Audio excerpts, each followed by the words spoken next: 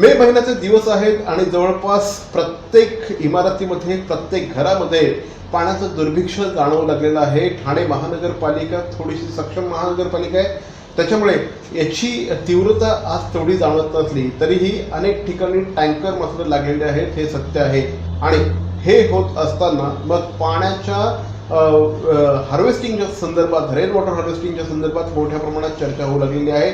Exactly rain water हार्वेस्टिंगची सध्याची स्थिती काय आहे, त्याची अपरिहार्यता काय आहे, त्याची गरज काय आहे, या संदर्भात बातचीत करण्यासाठी आता आपल्याबरोबर आहेत चित्रलेखा वैद्य या पाण्याच्या क्षेत्रामध्ये गेल्या जवळपास 15 वर्षांपासून काम करत आहेत. विविध पातळ्यांवर त्यांनी आजपर्यंत काम केलेलं आहे. महाराष्ट्रभरामध्ये अनेक ठिकाणी रेन वॉटर हार्वेस्टिंगचे प्रोजेक्ट प्रभावीपणे राबवण्यामध्ये, यशस्वीपणे राबवण्यामध्ये त्यांचा हातखंडा आहे. वर्षा सुक्त कन्सल्टन्सी नावाची त्यांची स्वतःची या क्षेत्रात काम करणारी फर्म आहे. चित्रलेखाजी, ठाणे वर्तमानमध्ये सर्वप्रथम आपलं स्वागत. या क्षेत्रातलं तुम्ही एक्सपर्ट आहात. रेन वॉटर हार्वेस्टिंगच्या संदर्भात काय सांगाल, सध्याची पोझिशन काय आहे आणि याचं महत्त्व काय आहे? रेन वॉटर हार्वेस्टिंगची एक सोपी व्याख्या सांगता येईल की रेन वॉटर हार्वेस्टिंग म्हणजे जिथे जिथे ज्या प्रमाणात पाऊस पडतो तिथे तिथे त्या पावसाचा, त्या जमिनीचा आणि त्या परिसराचा विचार करून केलेलं संधारण. मग ते पाण्याचं साठवणं असेल, मग ते पाण्याचं रिचार्जिंग असेल, कुठल्याही टेक्निकने त्या पाण्याचं केलेलं कॉन्झर्वेशन म्हणजे रेन वॉटर हार्वेस्टिंग. आता रेन वॉटर हार्वेस्टिंगची गरज का पडली तर रेन वॉटर हार्वेस्टिंग आपल्याकडे पाऊस पूर्वी तेवढाच पडत होता, फारसा बदल झालेला नाही. पॉप्युलेशन वाढत गेलं, जेवढं पाणी जगात अवेलेबल आहे तेवढंच पाणी आजही आहे अवेलेबल, पण माणसाची वृत्ती बदलत गेली, माणसाचा वॉटर कन्झम्पशन पॅटर्न चेंज होत गेला आणि पाऊस जेवढा आहे तेवढाच राहिला. अवेलेबल पाणी, शुद्ध पाणी अवेलेबल आहे ते मात्र कमी कमी होत गेलं, कारण आपण पाण्याच्या प्रदूषणाचे नवीन नवीन मार्ग शोधून काढले आणि जेवढं शुद्ध पाणी अवेलेबल होतं ते पर्सेंटेज वाईज कमी होत गेलं. तर थोडंसं पाण्याचा आपण साकल्याने विचार केला तर जगात पाणी किती आहे तर साधारण 70% पाणी अवेलेबल आहे. या 70% पाणी आणि 30% जमीन असं गणित आहे. या 30% पाण्यामधला 70% पाण्यामधला साधारण 97% पाणी हे समुद्राचं खारं पाणी आहे. म्हणजे उरलं किती होतं 3% पाणी. ह्या 3% पाण्यातलं पण 90% पाणी हे बर्फ, ग्लेशियर, आईस या स्वरूपात अवेलेबल. याचा अर्थ काय की 0.3% इतकंच पाणी माणसाला आणि सर्व प्राणी मात्रांना त्यांच्या ऍक्च्युअल गरजेसाठी उपलब्ध आहे. आता तुमच्या लक्षात की पाणी किती कमी उपलब्ध आहे तर 0.3% कायमचं. मग हे 0.3% पाणी कुठून मिळतं तर फक्त आणि फक्त पावसामध्ये. आता तुमचं लक्ष येईल की पावसाच्या पाण्याच्या कॉन्झर्वेशनची, हार्वेस्टिंगची का गरज आहे? एक्झॅक्टली. साधारणपणे कोण रेन वॉटर हार्वेस्टिंग करू शकतं?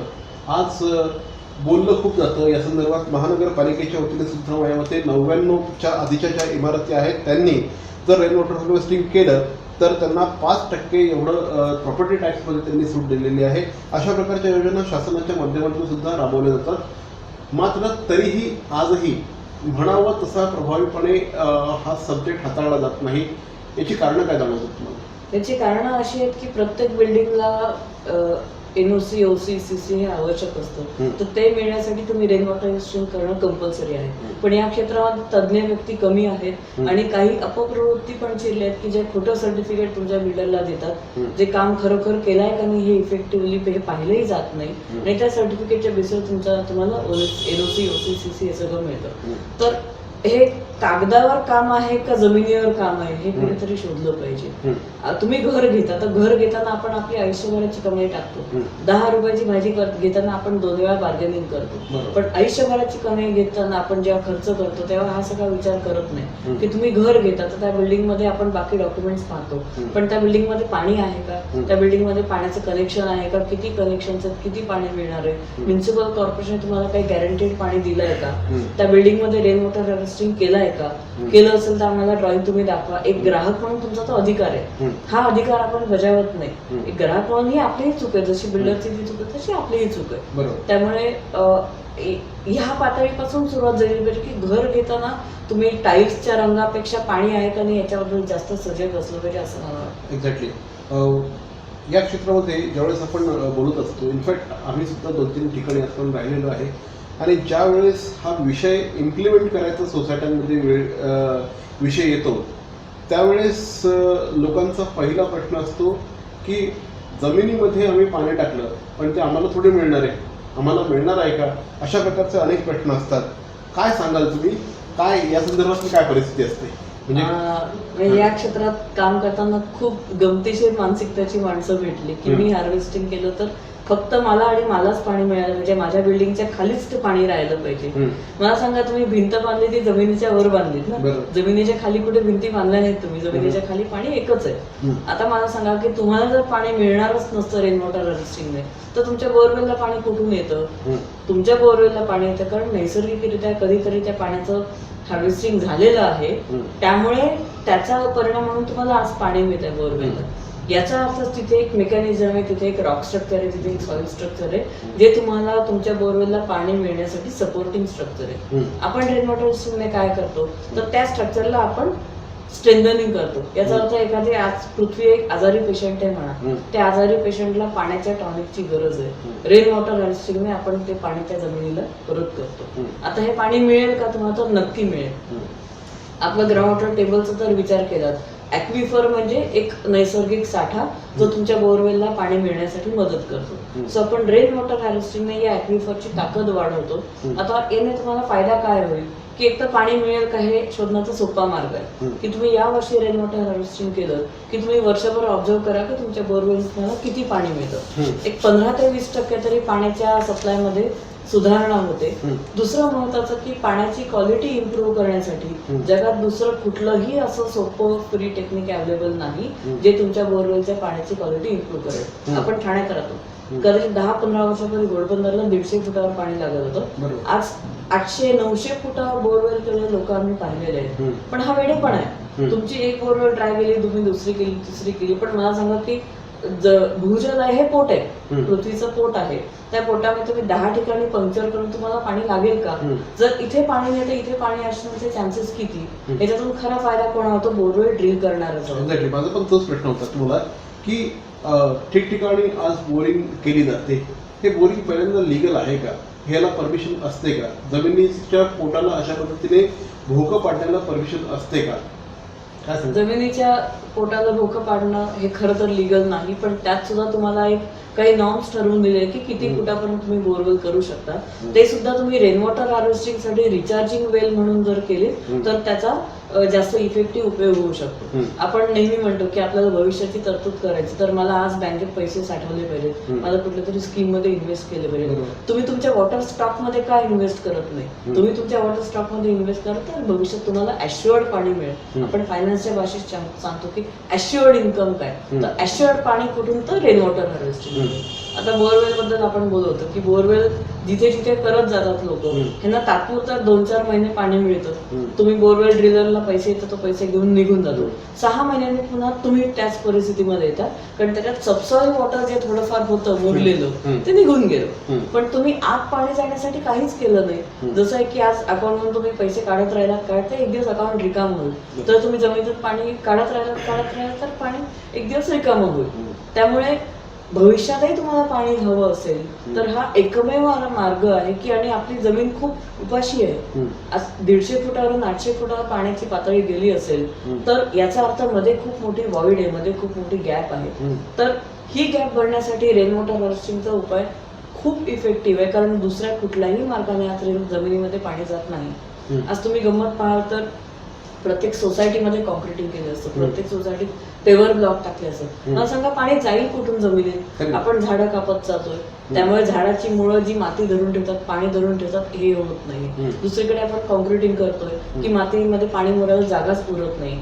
ह्या सगळ्या परिस्थितीमध्ये त्या आजारी पेशंटचं आपण एकीकडे जेवण तोडतोय, दुसरीकडे टॉनिक तोडतोय, कसा तो पेशंट बरा होईल? त्यामुळे पेशंट बरा होण्यासाठी तुम्ही तिथे झाडं लावा, इंडियन स्पेशीजची झाडं लावा, आंबा, वड, चिंच, पिंपळ, कडुलिंब, की ही जी झाडं आहेत ती लॉंग टर्म मध्ये आपल्या कम्प्लीट इकोसिस्टमला सपोर्ट करतात. ही झाडं लावा. वन खातं आपलं जे आहे ते 50 कोटी झाडं लावायचा विचार करताय. त्याचं तसं त्यांनी डिक्लेअर केलेलं आहे आणि हे Limca book of world record मध्ये याचं नाव जाईल, महाराष्ट्राचं वन खातं. सो आपण त्यांच्याबरोबर एक खारीचा वाटा म्हणून आपल्या परिसरात झाडं लावू, आपोआप पाण्याची पातळी वाढेल. अशी काही झाडं आहेत की जी तुमच्या परिसराची पाण्याची पातळी वाढायला आणि टिकून राहायला मदत करतात. तर अशी काही झाडं लावा. दुसरं, बोरवेल तुम्ही कराल तर एका बोरवेलला पाणी का नाही याचा विचार करा कुठेतरी. आणि बोरवेलचं रिचार्जिंग करून पाणी मिळेल का, तर निश्चित मिळेल. एक उदाहरण सांगायचं तर कितीतरी डेड बोरवेल्स आम्ही याच्यातून रिवाईव्ह केलेले आहेत, जिवंत केलेले आहेत, फक्त रेन वॉटर हार्वेस्टिंग करून. सो तुम्ही गेले 15 वर्ष पाणी काढता तर एका रात्रीत तुम्हाला रिझल्ट मिळणार नाही. पण तुम्हाला गंमत सांगितली, दरवर्षी मे महिन्यात लोक येतात की ते सगळं तुमचं रेन वॉटर हार्वेस्टिंग वगैरे ठीक आहे, आम्ही आज काय करू. तेव्हा मी नेहमी उत्तर देते की तुम्ही आज काय करू हा विचार केलात तर पुढच्या मे महिन्यात तुम्ही हाच प्रश्न घेऊन कराल की आज काय करू. त्यामुळे जे सोल्युशन तुम्ही अडॉप्ट कराल ते परमनंट सोल्युशन असलं पाहिजे आणि परमनंट सोल्युशन साठी रेन वॉटर हार्वेस्टिंगला दुसरा पर्याय नाही. मी आज काय करू हा प्रश्न आम्हाला सुद्धा अनेकदा पडत असतो. ज्यावेळेस मे महिन्यामध्ये पाण्याची कमतरता निर्माण होते, ज्यावेळेस मे महिन्यामध्ये टँकरला मागवावे लागतात, एकेका टँकरसाठी 3-3, 4-4, 5-5 हजार रुपये मोजावे लागतात, त्यावेळेस अनेकदा हा प्रश्न प्रत्येकाच्या मनामध्ये निर्माण होतो, मी काय करू, मी काय करू. हे उत्तर शोधण्यासाठी पुढचा भाग देखील बघत राहा. एक ब्रेक घेतोय. ब्रेकनंतर पुन्हा चित्रलेखा वैद्य यांच्याशी आपण चर्चा करतो आहोत. निसर्गातल्या कणाकणात ईश्वराचा वास, फुला फुलातून दरवळणारा मोहक मंद सुवास, याच सुगंधातून वसे पूर्णत्वाचा ध्यास. देवभक्ती अगरबत्ती दे आनंद हमखास. विविध सुगंधात उपलब्ध पितांबरी देवभक्ती अगरबत्ती आजच आणा घरात. बस बस रोक दो. कितने हुए भाई साहब? सर 55 रुपये. 55 रुपये. हाँ ये लीजिए. सर छुट्टे नहीं हैं. छुट्टी तो मेरे पास भी नहीं है. तो एक काम कीजिए सर, यूपीआई के किसी भी एप्लीकेशन से आप पे कर दीजिए. मेरा वर्चुअल आईडी पीछे लिखा हुआ है. अच्छा ओके ओके.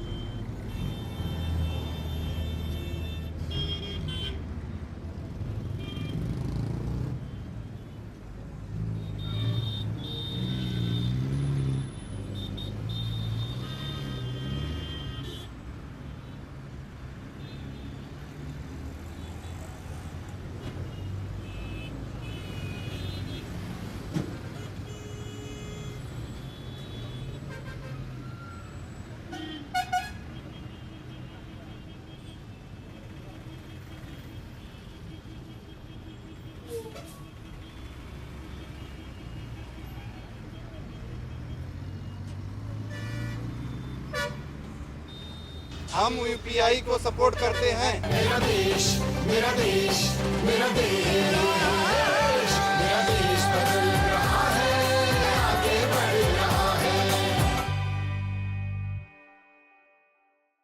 बॅरॉन मेन्स स्टुडिओचा लग्नसराई धमाका. 50% महासेल. किती? 50% महासेल. हो, कुठलाही कपड्यांवर चक्क 50% ऑफ. बॅरॉन मेन्स स्टुडिओ ठाणेकरांच्या सेवेत पुन्हा एकदा नव्या रूपात, नव्या रंगात. अधिक व्हरायटी आणि तत्पर सेवेसह Baron mens studio. Ethnic mens वेअरचे भव्य शोरूम.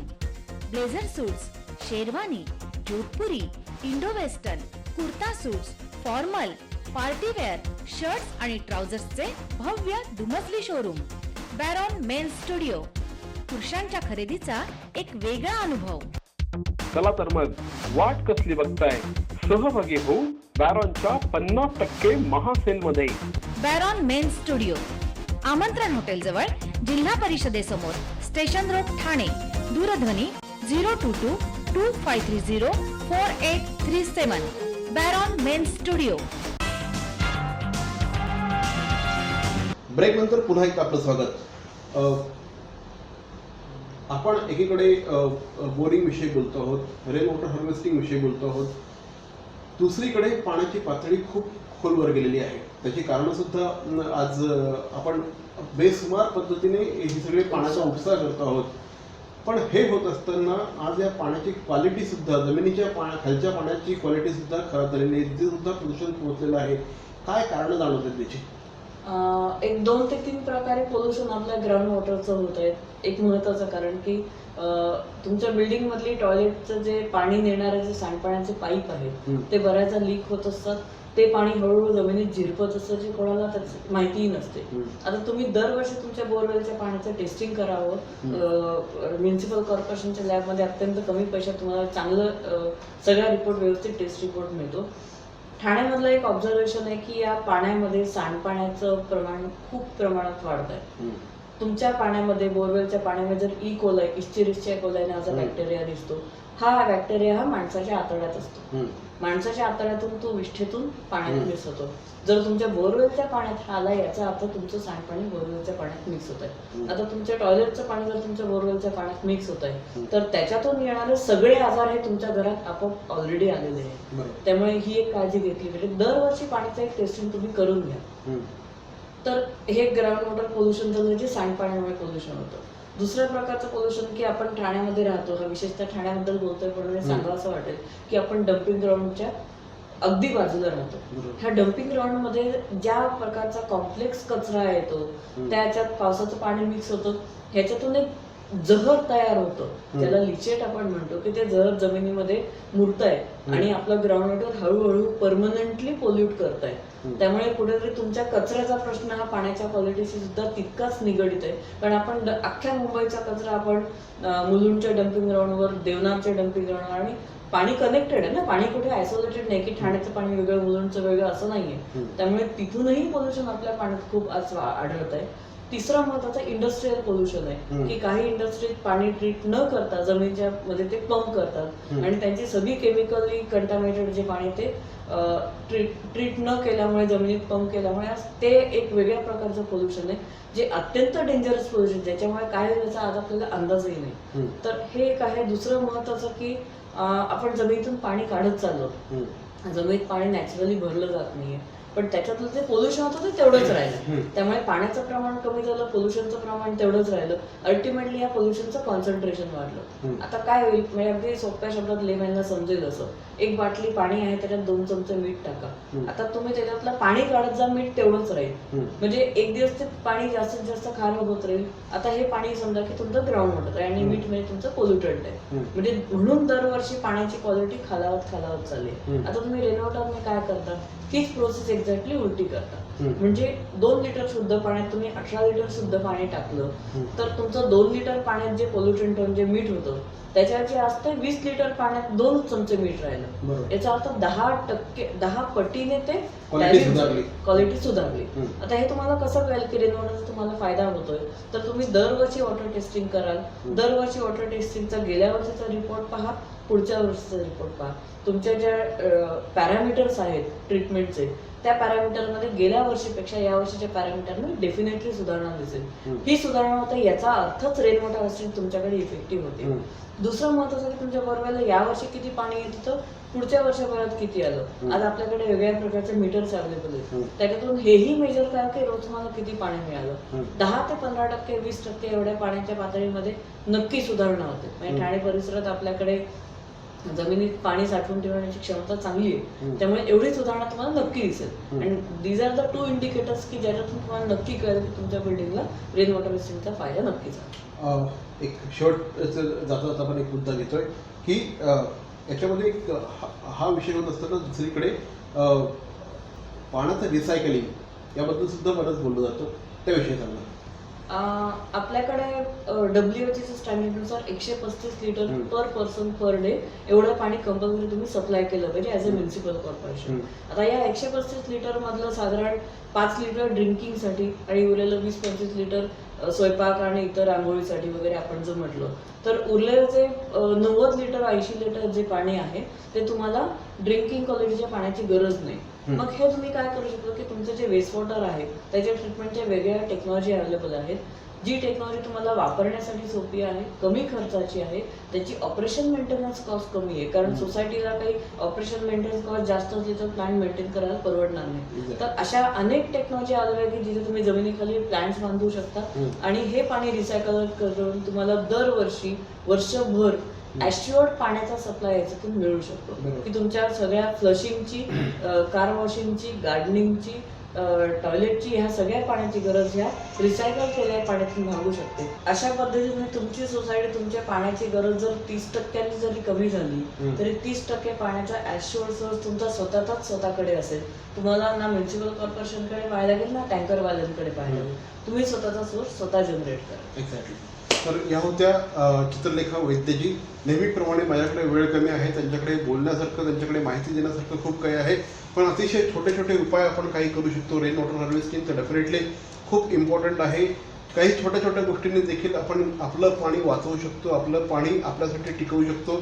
घरामध्ये ज्यावेळेस धुणी भांडी होत असतात त्यावेळेस पाण्याची जी स्पीड असतो तो कमी ठेवावा.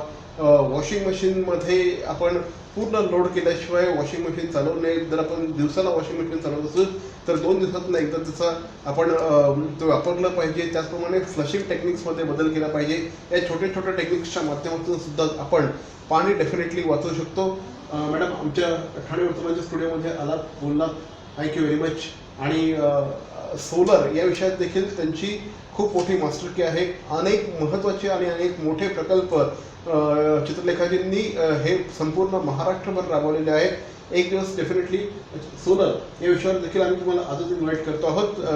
आमच्याकडे आलात त्याबद्दल धन्यवाद. मरावे परी अवयव रूपी उरावे.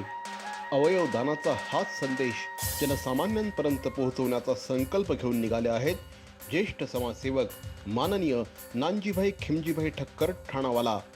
त्याचसाठी काढण्यात आली एक भव्य दिव्य रॅली. अवयवदानासाठी सुरू आहेत ठिकठिकाणी जनजागृती सभा. लक्षात ठेवा, आपला अवयवदानाचा संकल्प वाचवू शकतो कुणाचे तरी प्राण, दूर करू शकतो कुणाचं तरी अपंगत्व अगदी कायमचं, फुलवू शकतो अनेकांच्या संसारात सुखाचे बगीचे. अवयवदानाच्या या महायज्ञात सहभागी व्हा. समाजरत्न श्री नानजीभाई खिमजीभाई ठक्कर ठाणावाला यांच्या पुढाकाराने जनहितार्थ प्रकाशित. अहो, आपण आपलं घर स्वच्छ, सुंदर, नेटनेटकं ठेवतो ना, मग आपण आपल्या शहराच्या बाबतीत उदासीन का? आपलं शहर स्वच्छ, सुंदर आणि नेटनेटकं ठेवणं ही आपली जबाबदारी आहे, हो ना? मग उचला फोन आणि विना परवाना होर्डिंग्स, बॅनर्स कुठे दिसले तर 1800-222-108 या टोल फ्री क्रमांकावर कळवा किंवा 7506946-155 या भ्रमणध्वनीद्वारे आपली तक्रार नोंदवा किंवा महापालिकेने तयार केलेल्या स्टार ग्रेड ॲप्लिकेशनद्वारे आपली तक्रार नोंदवा. त्याची दखल त्वरित घेतली जाईल. लक्षात घ्या, आपला छोटासा सहभाग आपलं शहर स्वच्छ, सुंदर आणि नेटनेटकं बनवू शकतो. जसं आपलं घर तसं आपलं ठाणे शहर.